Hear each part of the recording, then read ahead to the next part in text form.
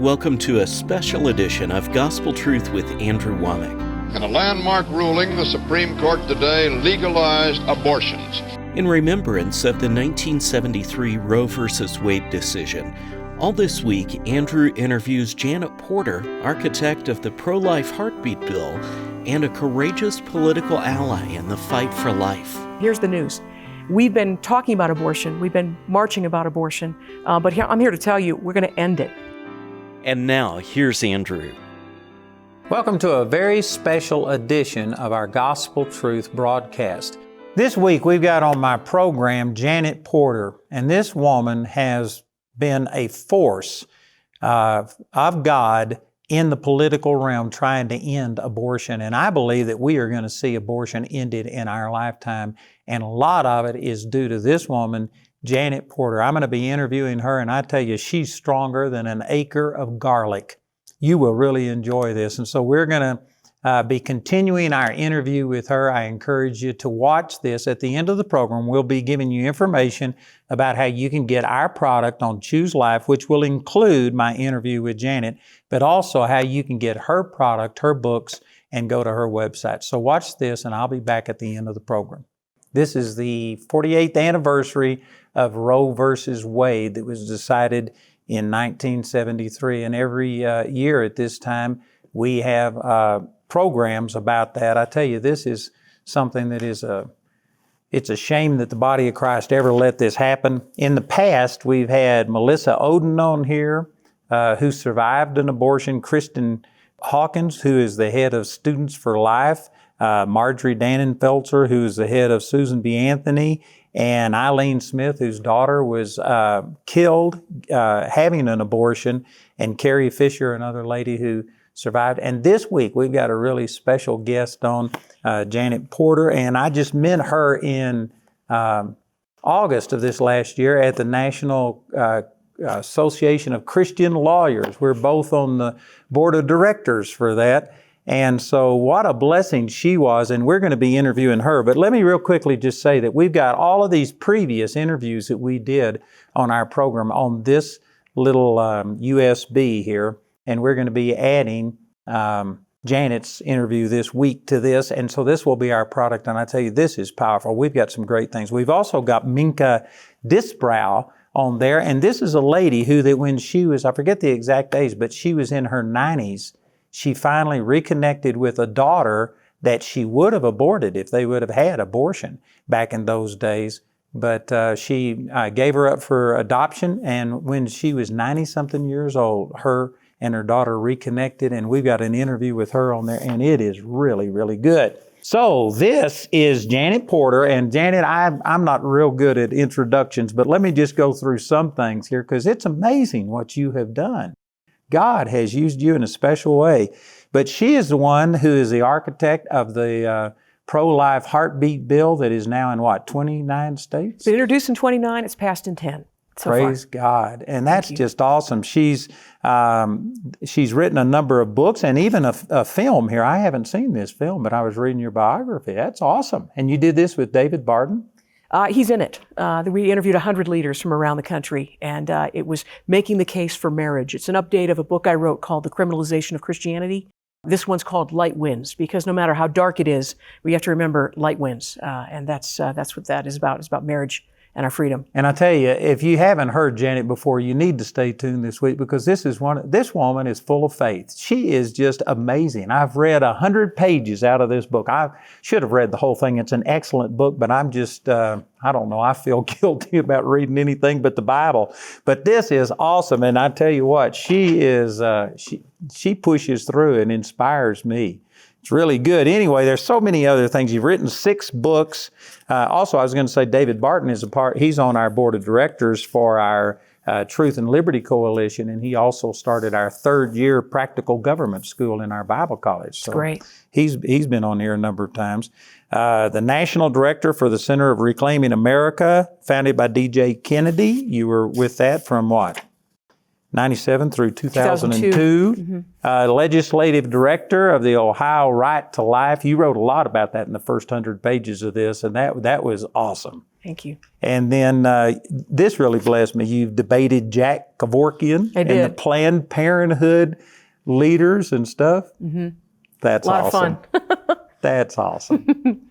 You got an honorary doctorate degree, and then you did this values voter presidential debate. I read about that in your book. That was awesome. You had Huckabee and other people on there. So God has used you in some special ways. And we want to talk about all the things that God has used you for, talk about where we stand and where we're going and overcoming abortion. But people need to know a little bit of your backstory about this, because you said that you were kind of an introvert and you were one of the least likely candidates to be doing what you're doing. So yeah. How did God get hold of you? Well, it was actually, I was in the 10th grade, and there were speakers that came from the abortion side and from the right to life side.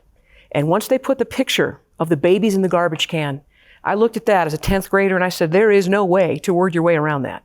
You can't give me a slogan, you can't give me anything that makes that okay. And I had to 10th grade. 10th grade. And was this public school? Public school. Went to the government school, and they where was that? In Brecksville, in a suburb of Cleveland. And so I had to make a decision. Which was more significant? The fact that there were 4,000 babies that were alive today that at the end of the day would be dead from abortion legally, or the fact that I'm afraid to tell anybody about it. And my fear of public speaking lost that contest. And I went through speakers training. To give you an idea, I dragged my mom. We went to the speakers training. And there was one year where I was the keynote at the Memorial for the Unborn in Cleveland. It had 2,200 people. It was a big deal. Normally they had the Dr. Wilkies and they had the Henry Hydes to come speak. But I don't know, they ran out of money one year. I was the speaker. And the MC pulled me aside. And she said it this way. She said, I went through speakers training with you. And I have to tell you, I'm really surprised you ended up being our spokesperson. Yeah. And what do you say to that? Thank you. But it's true, because that was God, a backhanded compliment. Yeah, it was. But you know what? God can use anybody. That's the key. It's not about our gifts. It's not about our abilities. It's about His ability. I've heard it said, the only ability you need to serve God is availability. It's all about Him. So this was 10th grade. Did you immediately start speaking against abortion? Or? Well, I ended up connecting with people who were pro-life, and ended up helping to start a pro-life group at University at Cleveland State. Ended up being president of that group. And then they recruited me to be legislative director of Ohio Right to Life for nearly a decade. And then worked with Dr. Kennedy, as you said. So I've been in the movement my whole life. But here's the news. We've been talking about abortion. We've been marching about abortion. But I'm here to tell you, we're going to end it. We will end abortion. Amen. And, I've been saying that for a long time, but people are now believing me, because when God put the idea in my heart for the heartbeat bill, they said it was impossible. It couldn't be done. But I'm here to say that what was once impossible is now inevitable.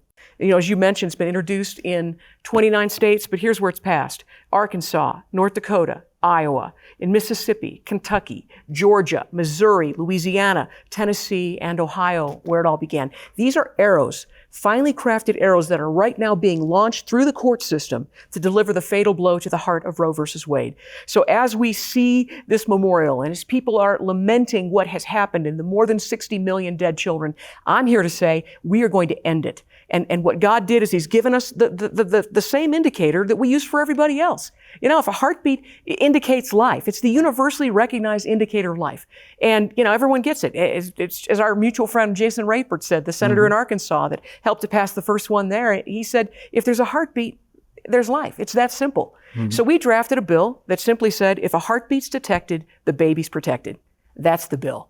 And you know all of these people that we've had on, but Melissa Oden, Kristen Hawkins, Marjorie Dannenfelser, all of these people have said on our program that at one time they were fighting against abortion, but it looked like it might be in maybe their children's lifetime. But every one of them said that, man, the momentum now is that we are going to see this happen soon. There's no question. There's no doubt about it. All it takes is a count to 5 on the Supreme Court. The votes are there.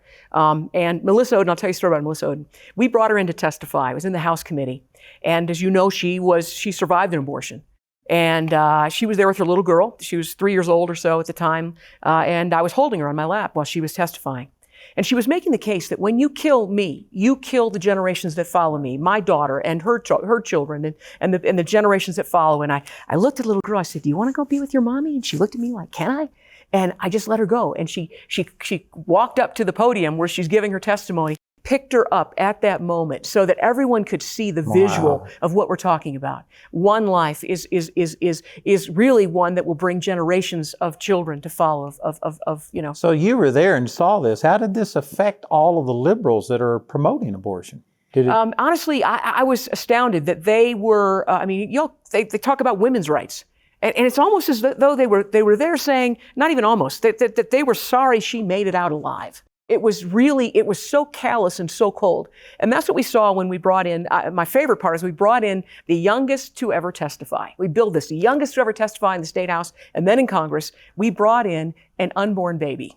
And we did it by ultrasound. We had a mobile ultrasound. We hooked it up there in the committee room. We put it up on the screen, and there you could see the baby's heart beating. You could see it. They could zoom in on it. They make it red. And the pro aborts hated it. Oh my goodness, they were going nuts. Janet and her gimmicks and her stunts and her antics. And they put the camera on my face. I said, isn't it sad that to defend your position, you've got to deny science? You've got to run from technology. That's a sad place to be. So explain to our viewers that, back when Roe versus Wade was passed, you would know the exact terminology, but they even have something in that thing that if you could prove that life begins at conception, Roe versus Wade is null and void. Yes. So they didn't have the science. Now we do, and yet they're still denying it. Yes, they're still denying it, but it's there, and there's no denying it any longer. In fact, this is what we found. I've been in this movement a long time. Helped to pass the nation's first ban on partial birth abortion. We passed parental consent and the woman's right to know and 24 hours and fetal homicide, all these bills. But at the end of the day, we still kill 1 million children a year, more than 1 million children a year legally. You can call that a lot of things, but you can't call a movement that has 1 million casualties a year a success. And so we had to do something different. If you want different results, you've got to try a different approach. And that's where the heartbeat bill was birthed.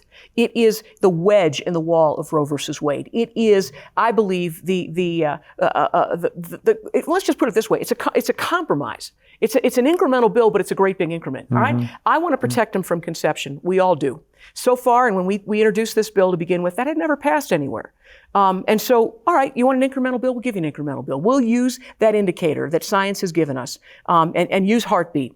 And what we found is that we actually are inches away from our goal instead of miles away at viability, where we are right now. So we did a poll. And we found out, George Barna, very respected pollster, found out that 7 out of 10 in America believe if a doctor can detect the heartbeat of an unborn baby, that baby should be legally protected. 86% of Republicans, but here's the shocker.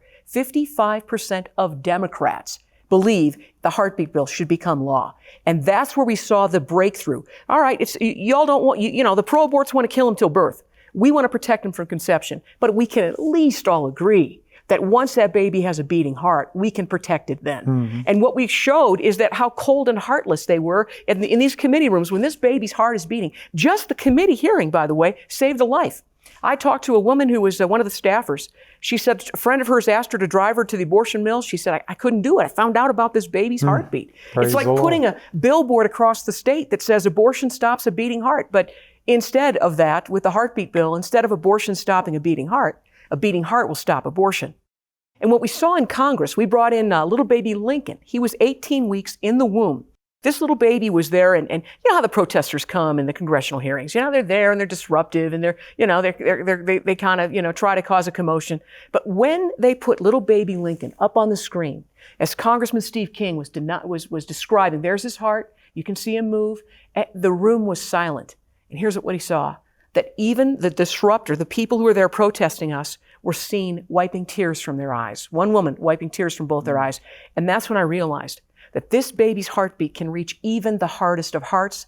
It can reach America, and that's what it's doing, and that's why we're seeing the movement. So one of the things I've heard you say is that you didn't only get opposition from the Democrats and the pro-abortion, but you had the pro-life movement fighting against this, thinking it was too ambitious. And so some of your strongest opposition was from pro-life people. I wouldn't have believed it. And as I know, I was a part of that incremental movement. I was legislative director of Ohio Right to Life for nearly a decade. And when the idea first came to me, It was my former boss, who was one of those people who was, very much an incrementalist. We can only move a millimeter down the field. But as Dr. Wilkie, the founder of the pro-life movement, co-founder of National Right to Life, said, that approach didn't get us far enough, fast enough. Here we are, 48 years later, we're still killing 1 million children a year.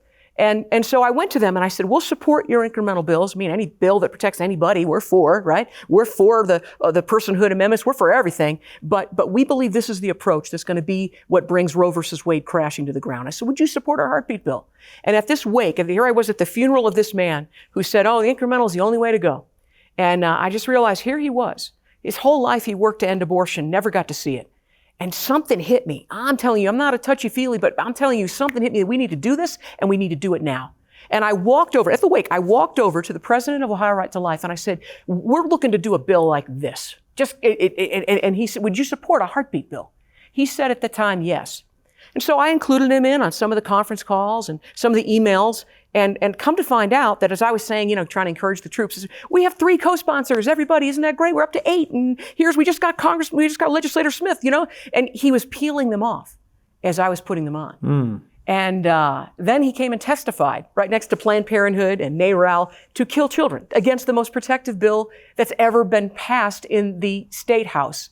And then here's the kicker. When we finally got the bill through we had the votes in the House. We put every bill, everybody that they peeled off on the state level. At the state level. When we first introduced it in Ohio, we needed 50 out of the 99 members to get this bill through. And I wanted 50 out of the 99 to be co-sponsors so that there could be no one who could say, oh, there's not the votes, we can't bring it. I wanted their names to be on top. And at the 11th hour, we got it. We got 50 names. And he knew he lost the support in the House. We got it through the House. And then he put all his effort in the Senate. And then when we finally, after years of trying, finally got it through the Senate, he went to John Kasich, our governor, and he asked him to veto the most protective pro-life bill. And this was a pro-life? This is the Ohio Right to Life Society. And honestly, you look and you question, why? And it became a turf battle. It wasn't their idea. There's some people that use babies to win elections, and there's some people that win elections to save babies. And they for whatever reason called for a veto, not once but twice. And John Kasich, a Republican who spoke at the Democratic convention, by the way, vetoed the bill twice. So it's been an uphill battle. But I'll tell you what it is just don't give up. I'll tell you my favorite story. Is when we were on the precipice of getting this bill through. It was 2018. This was the 8th year of fighting for this bill. We had already passed it once. It had already been vetoed once. And so we knew we had to overcome the governor's veto. And so we needed to overcome the veto. We needed to get 60 votes, not 50, which has never been done. So I remember we had lost, several of our co-sponsors had been appointed to other people. We were 15 votes down, Andrew, 15 votes, and we had to get it in a day. All right, so I remember had to come up with 15 votes in we one never day? had before in one day because the votes the next day. It was absolutely impossible. This is one of the things that I love about you, Janet, is that, man, you just are tenacious. Most people would just say, what's the use? Oh, we tried. In fact, one of the legislators, the sponsor, called me up and said, Janet, they promised us to vote after the election, but we're going to get a new governor next January. Let's just wait till then. I said, no, you've been promised a vote. We get the vote. Amen. And you don't lose an opportunity. If you have a chance to save lives, you take it, right? I'd hate to be on the wrong side of you. Well, there are a lot of people who didn't like it very much, but here's the deal. They made my life miserable for many years, but I'll tell you this. It's all about trusting God. And persistence is what wins the game. That's what it is. And so all right, we're 15 votes down. I told somebody on the phone on the way down, I'm making my 2.5-hour drive to Columbus, Ohio, and I said, this is going to take an act of God. And a friend of mine on the other line says, well, isn't that what we're counting on? Isn't this what this is all about? And so I learned a tactic from my friend Tom DeLay, the former majority leader in Congress, who helped us at the federal heartbeat bill. And he said, turn the members into whips.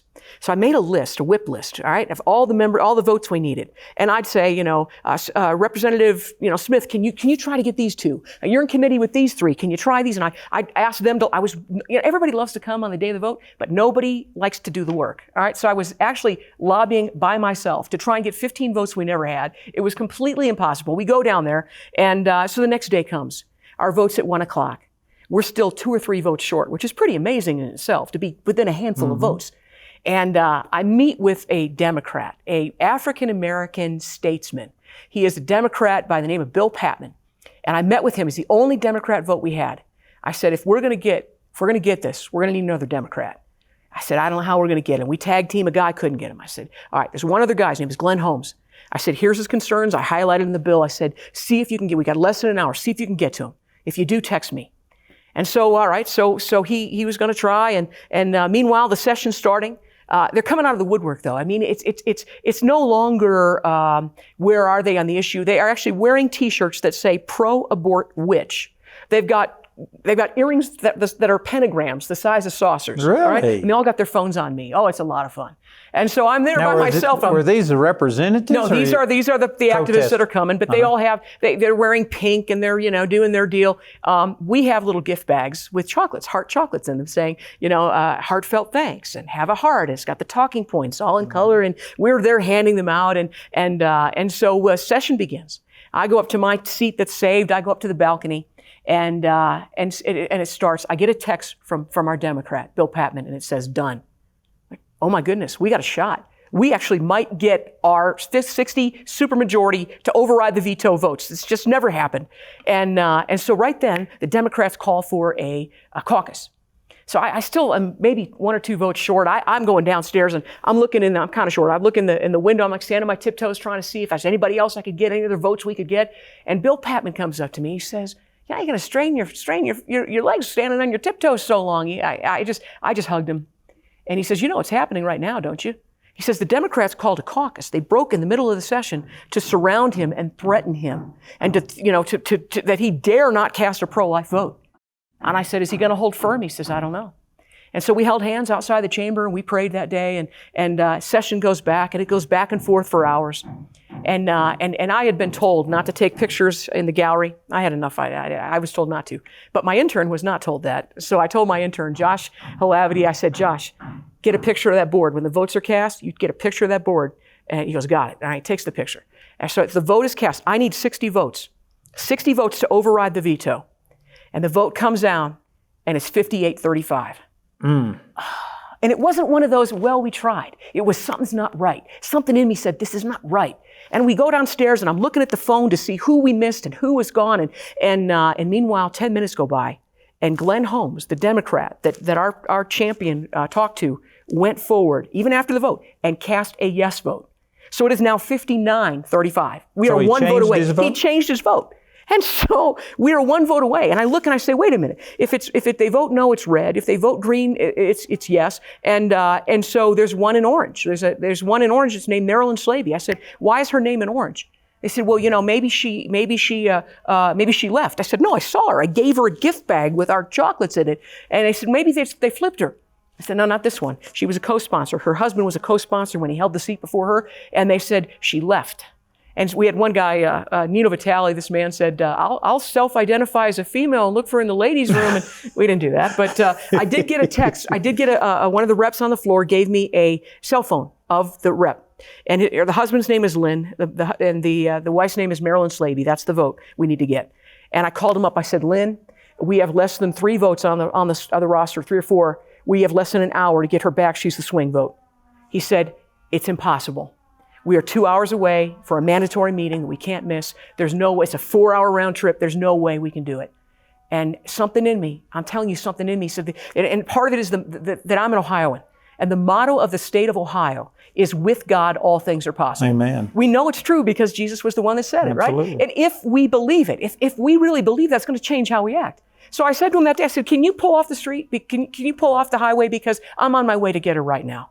So I grabbed my coat. I ran 2 blocks to my car. It's now snowing. It's like a blizzard outside. I get to my car, and I realize I don't have my keys.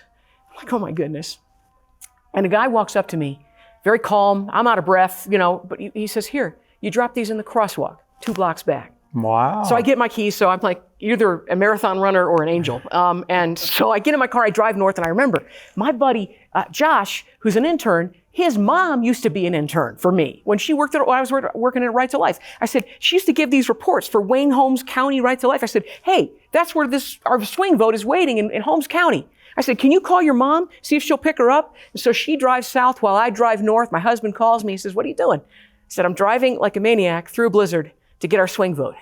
And we get there, and it's impossible. And there's no way this can happen because there's no way they can stall. And so before I run off to my car, I tell one group, I said, you guys pray. And another group, I said, you get them, you tell our sponsor, you tell them to stall until we get back. I mean, I don't know if they have to Mr. Smith it and read from the phone book, but we need time. So we're driving, we get back, I bring the swing vote back. I get a call from our sponsor on the way back. He says, you can slow down. He says, we talked to the speaker. There's a parliamentary procedure that says that if you have two members, that you can actually you can call for a recess, not an adjournment, and two members can bring it back and then close the session. Two members, our sponsor and the lady in my car. And we get to the session, we run to the chamber, it was like some kind of movie where our sponsor holds the gavel, House Bill 258 for third consideration, pounds the gavel, and our sponsor our swing vote is still in her coat, signs the yes vote. I just collapsed to my knees and started sobbing that God is the God of the impossible. That's amazing. This is who we serve. That is amazing. It was the news reports had already said it failed. We don't have the votes to override a veto. We had the votes in the Senate. And we lost by one vote because one guy flipped. The governor got this guy, Bill Beagle, to flip. But 4 months later, we had a bill that protected 20,000 babies, a much stronger bill, instead of a handful, instead of just a few thousand babies. We protected 20,000 every year. That's awesome. That's how you see the impossible is you just don't give up. Amen. And you trust that God's going to deliver it. Amen. Man, that was powerful today. I tell you, Janet inspires me. This woman is strong. And I believe that she's inspired you. I would like to encourage you to please get this product on Choose Life. Also, you can go to Janet's website. She's written books. She's got plays. She's in the process of producing a sitcom. She's just using everything she can to get the message out. And so listen to our announcer as he gives you some information. You will be blessed. Today, you saw a portion of Andrew's interview with Janet Porter. To find out more about Janet, her ministry, or her new book titled A Heartbeat Away, go to faith2action.org. This week's interview with Janet Porter is available on a special Choose Life USB flash drive. Also included on this flash drive, you'll find many more interviews and testimonies relating to abortion. This Choose Life USB flash drive will be accompanied by the Observing All Things booklet that contains many statistics and scriptures with regard to abortion and other social issues. You can get these valuable resources for a gift of any amount when you contact us. We want to say a special thank you to the grace partners of Andrew Wommack Ministries. Your gifts make it possible to put free ministry materials into the hands of many people in need. If you're not already a grace partner, we ask you to pray about becoming one today. You can become a grace partner or order resources through our website at awmi.net. While there, you can discover more product details and download additional free resources. Or you can call our helpline at 719-635-1111. Our helpline is open 24 hours a day, Monday through Friday, and from 7:30 a.m. to 6 p.m. Saturday and Sunday. To write us, use the address on your screen. We appreciate your generosity and hope to hear from you today. I would like to encourage you to check out our social media, all of these different platforms. We've got a lot of good news to share, so check it out, our social media for Andrew Wommack Ministries.